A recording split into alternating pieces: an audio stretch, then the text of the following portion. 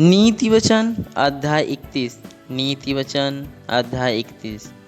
Lemuel राजा के प्रभावशाली वचन जो उसकी माता ने उसे सिखाए।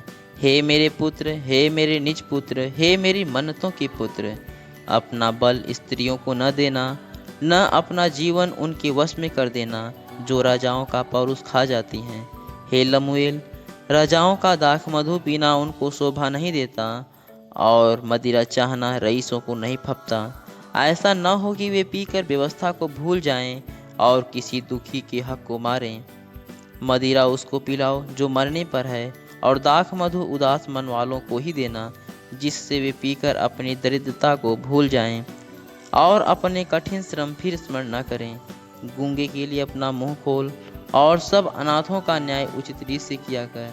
अपना मुंह खोल और धर्म से न्याय कर, और दीन दरिद्रों का न्याय कर। भली पत्नी कौन पा सकता है, क्योंकि उसका मूल्य मूंगों से भी बहुत अधिक है। उसके पति के मन में उसके प्रति विश्वास है, और उसे लाभ की घटी नहीं होती। वह अपने जीवन के सारे दिनों में उससे बुरा नहीं वरन भला ही व्यवहार करती है। वह ऊन और सन ढूंढ ढूंढ कर अपने हाथों से प्रसन्नता के साथ काम करती है। वह व्यापार के जहाज़ों के समान अपनी भोजन वस्तुएं दूर से मंगवाती है।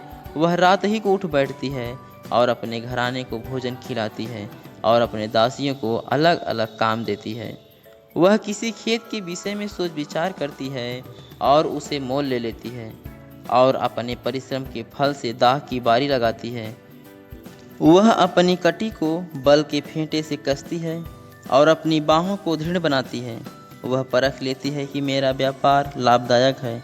रात को उसका दिया नहीं बुझता। वह अटेरन में हाथ लगाती है और चरखा पकड़ती है।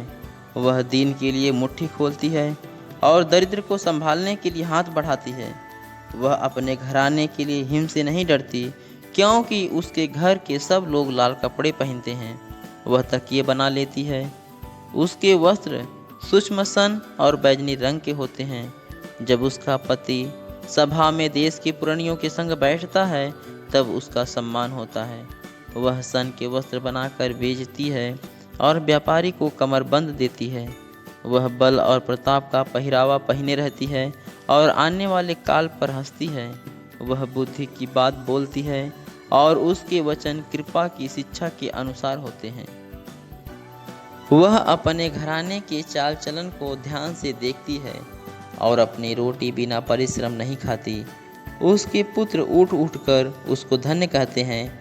उसका पति भी उठकर उसकी ऐसी प्रशंसा करता है। बहुत सी स्त्रियों ने अच्छे अच्छे काम तो किए हैं, परंतु तू उन सबों में श्रेष्ठ है।